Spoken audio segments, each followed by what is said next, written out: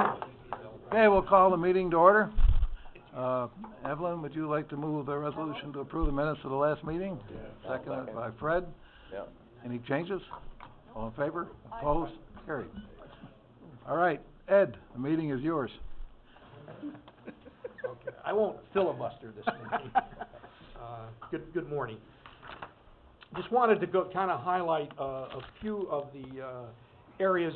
You heard part of the marketing effort, and again, I think the conversation grows, and marketing is one component of this issue, and the other important issue is how at some point the operation of the facility itself in terms of increasing revenues as well as looking at ways to assist in reducing the cost on this. And there is some entanglement with that, but again, I think the marketing committee is trying to come up with a plan, and we welcome the idea of looking at some cost benefits for the airport in general here. A couple of activities that we wanted to undertake, again, in addition to promoting our properties, and this is from last Friday's Capital Business Review that I pass on to Mr. Chester here. Okay. You see that we promoted in that particular article Chester town with their industrial facility that they have up there, along with Cary Park in Queensbury, and a couple of weeks ago we had promoted Tech Metals in Queensbury, which I think I showed to you at the last meeting we had here 29 days ago in that area. We have been meeting with a variety of different groups. We met this past month with the North Creek Business Alliance.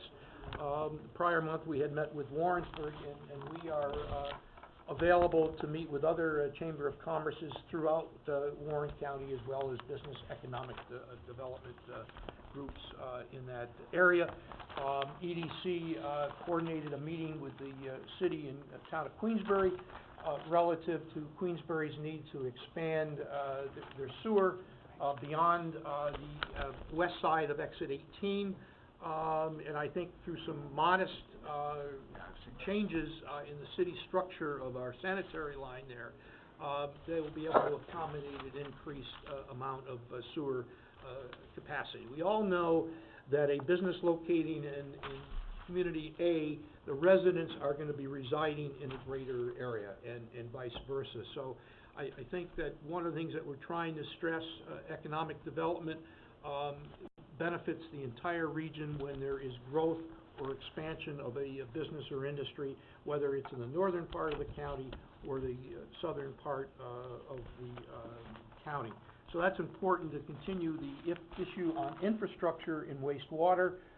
In conjunction with that, we are working with the Adirondack Gateway Council, the neighboring communities of Kingsbury, Fort Edward, and Hudson Falls on their sewage treatment plant, and the Glens Falls sewage treatment plant, which serves portions of Queensbury, Glens Falls, the village of South Glens Falls, and the town of Moreau, to see how we can put together a better governance.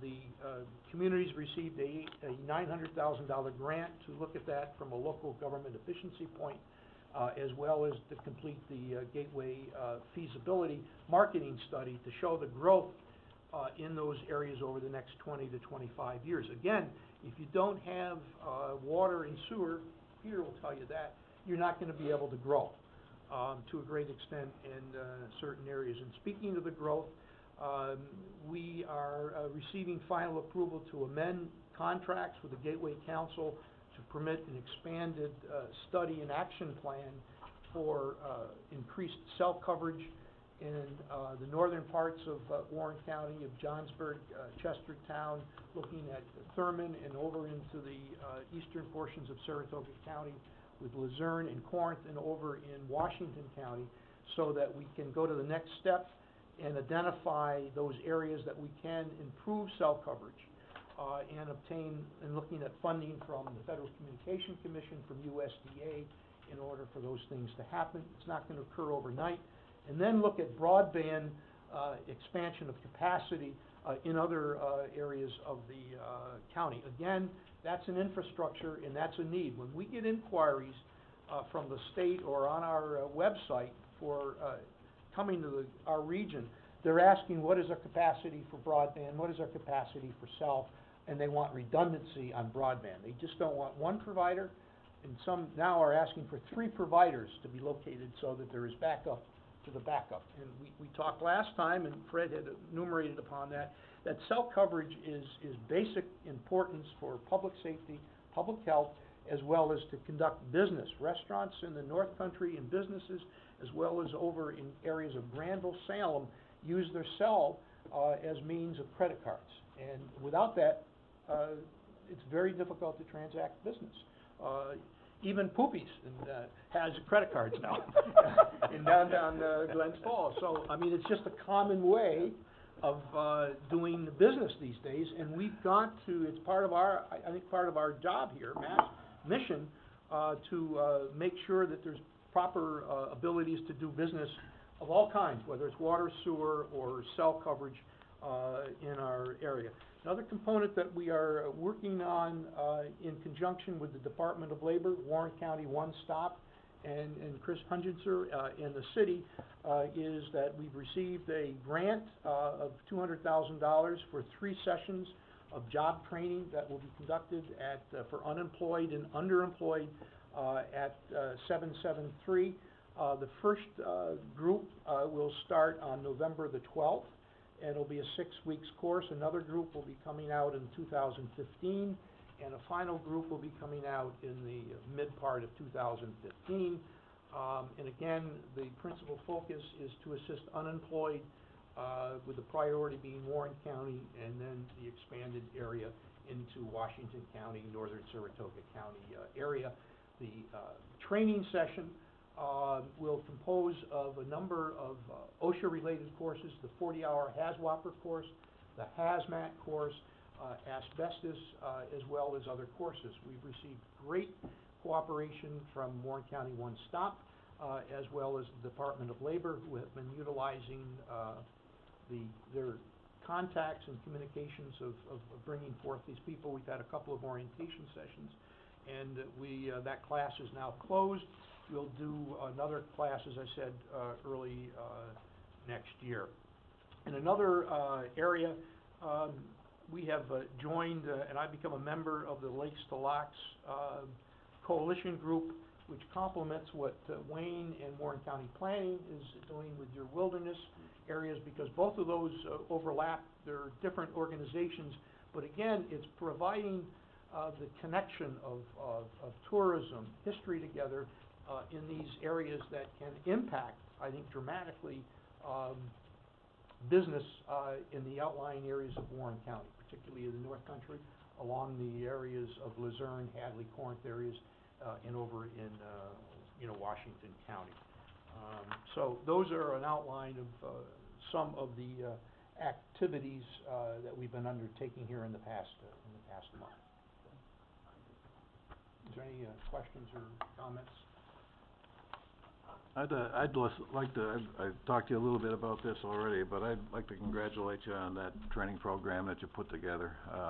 This is, 25 people, wasn't it, Ed? Or, taking that course already? But, that's future jobs, real jobs, people that are repairing our homes and repairing our furnaces and things like that. And I think that's, more of that is a good thing. Thank you. And one of the things that's been helpful is the Department of Labor, through their updated computer systems, have been able to identify those people unemployed that have some of the skill sets or previously worked in those kind of related areas. And then they've gone out and matched those skill sets with potential employment opportunities in our area for over the next 6 months to a year, so that we're able to match the skills, the training, along with potential jobs in the area. Part of this requirement of the grant is that we graduate 80% of the members, plus we have to have acceptance into a job of over 70%. We have to keep track of those individuals for 3 years thereafter and report. When we're successful with this course and then the next 2, we then will have an opportunity to apply for another round of funds, because this, again, complements other job training programs that Chris undertakes at One Stop, but it's through another network of funds through the Environmental Protection Agency, which I attended a conference last week in Washington, as well as meeting with officials on future funding for wastewater treatment in our area. All right, anything else, Ed? That's all I'd just like to say, I feel very confident with you as president of the EDC, and we always get a detailed report from you every month, Ed, and I appreciate the effort you're putting in, because I think you are making a difference. These type of ads, that type of training for hazmat, those are all things that I'm not sure would or would not occur unless you were pushing them, so I appreciate that. Thank you. Well, and again, we thank you for the support of the committee and the region. I think through leadership of this committee, through leadership of Fred of bringing and helping, and Evelyn with the Adirondack Gateway Council to bring in small little communities, medium size, and kind of, quote, the big elephant in the room, the city of Glens Falls of only 14,000 in areas, is really, I think, coming to make a difference, so that we're able to put together grants that have an impact, just not in Queensbury or Glens Falls or Thurmond, but the entire region. And it takes a while, and we're continuing to go along the way, and we're getting a very good consensus, and the officials who are all over are beginning to understand the importance of regional participation and partnership. So it's a cooperative effort in order to get done. I'm just pleased that I can provide a part of this action. Okay, thank you. Any other business?